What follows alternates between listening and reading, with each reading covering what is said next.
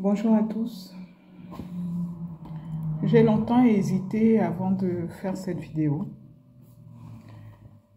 Mais aujourd'hui, j'ai eu un peu de courage et je me suis dit qu'il était important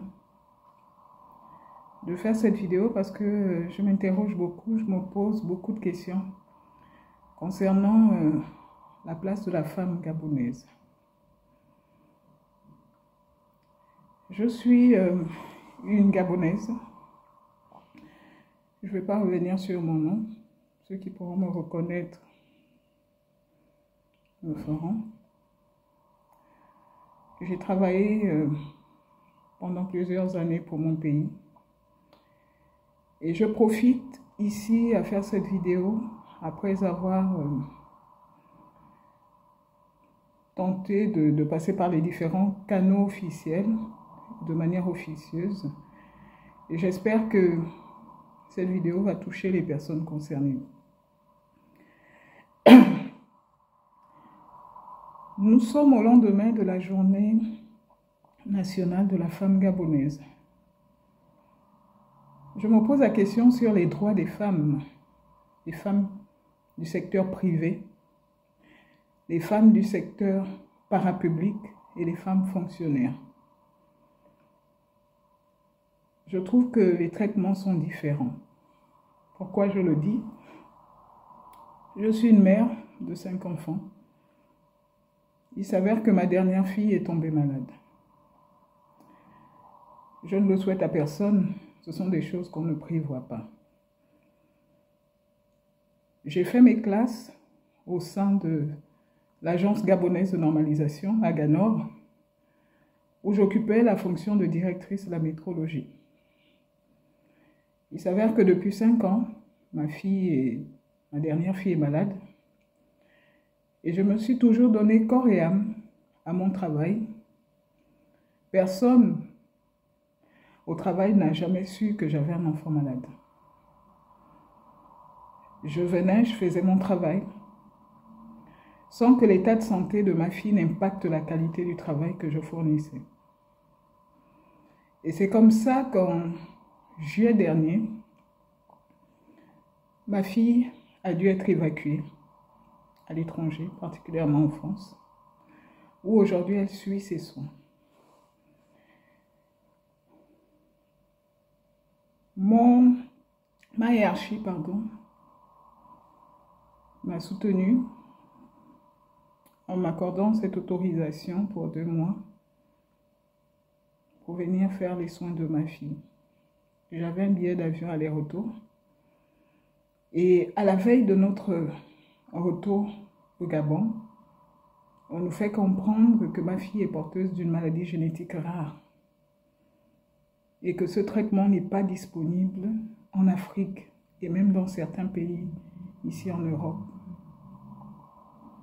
Une situation assez compliquée que je n'avais pas planifiée, je n'avais pas prévue. Et je me retrouve dans une situation où j'ai ma fille, c'est comme si je mettais mon enfant sur une balance. Qu'est-ce que je fais? Je suis à la veille de mon retour dans mon pays. Et on me dit, madame, si vous ne faites pas cela, votre fille, son état de santé va se dégrader. Et je prends la décision de rester là et d'espérer. L'établissement qui s'est occupé de l'évacuation sanitaire de ma fille a reçu le courrier du médecin traitant ici et n'a pas donné suite. Je pense, vu les coûts du traitement. Quelque temps après, nous sommes retrouvés abandonnés à nous-mêmes parce qu'on n'avait plus la prise en charge qu'il fallait pour survivre ici. Donc, il me restait mon salaire. J'ai écrit à mon employeur pour expliquer la situation en leur disant, voilà, ma fille, finalement, on a diagnostiqué une maladie. Et vu qu'il fallait justement qu'on fasse tous les papiers qu'il fallait pour sa prise en charge, j'ai demandé une prolongation parce que je n'avais pas une idée claire de la suite de sa prise en charge dans l'immédiat. Donc on m'a accordé 2 mois de plus pour pouvoir assurer le suivi de ma fille ici. Pendant cette période de 2 mois, je reçois un courrier de mon employeur, donc les 2 mois d'autorisation n'étaient pas encore arrivés à leur terme. Et là, je reçois un courrier de mon employeur qui me dit qu'il faut que le 2 novembre, je puisse être de retour au Gabon parce que si je ne viens pas, on me suspend mon salaire et mon contrat de travail. Je réponds en disant par un autre courrier que mon retour ne dépend pas de moi et que ce sont les médecins qui doivent décider. Et il y avait encore beaucoup de choses à faire, Désolée, la vidéo a été coupée. Pour avoir travaillé pour mon pays, pour m'être investi quand mon pays avait besoin de moi, que ce soit sur le plan national ou international, qu'est-ce qu'on me donne en retour? Au moment où moi j'ai besoin de mon pays, qu'est-ce qu'on me donne en retour?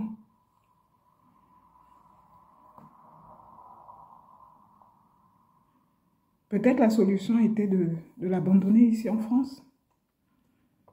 Parce qu'il faut que j'aille travailler. Parce que comme mon pays a besoin de moi pour travailler, oui. Mais quand moi j'ai besoin de mon pays en retour, ah non. Madame, vous débrouillez toute seule, on vous abandonne. La CNAMGS m'abandonne.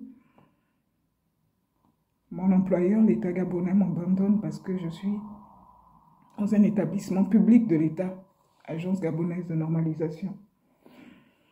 Il m'abandonne en retour. Aujourd'hui, c'est un pays où j'ai jamais payé de droits. J'ai jamais rien fait ici. Mais ce sont eux qui sont sensibles à la situation de ma fille.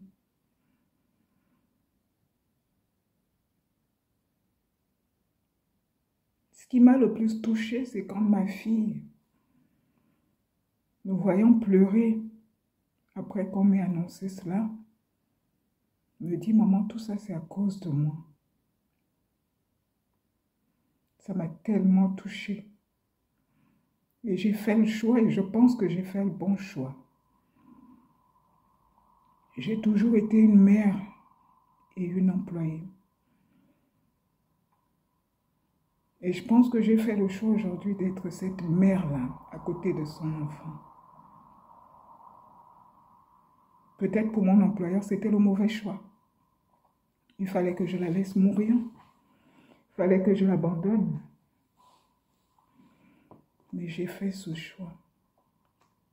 Peut-être parce qu'elle est l'enfant d'un agent en CDI qu'elle a moins de valeur. Quand on me réplique que mais tu aurais dû être fonctionnaire.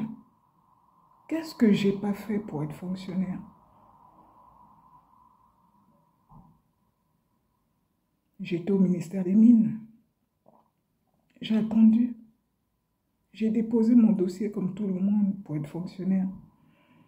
Je ne suis pas issue d'une famille aisée. Il fallait bien que j'aide mes parents.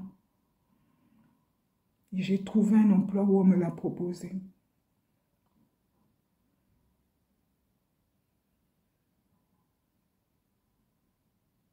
Peut-être c'est un mauvais choix que j'ai fait. Mais j'assume ce choix aujourd'hui. Que prévoit l'État gabonais pour nous accompagner, nous les femmes du secteur public, parapublic, dans ce genre de situation? Que prévoit le ministère des Affaires sociales? Ici, au mois où je suis actuellement, de temps en temps, il vous donne des tickets pour aller au resto du cœur. Au resto du cœur.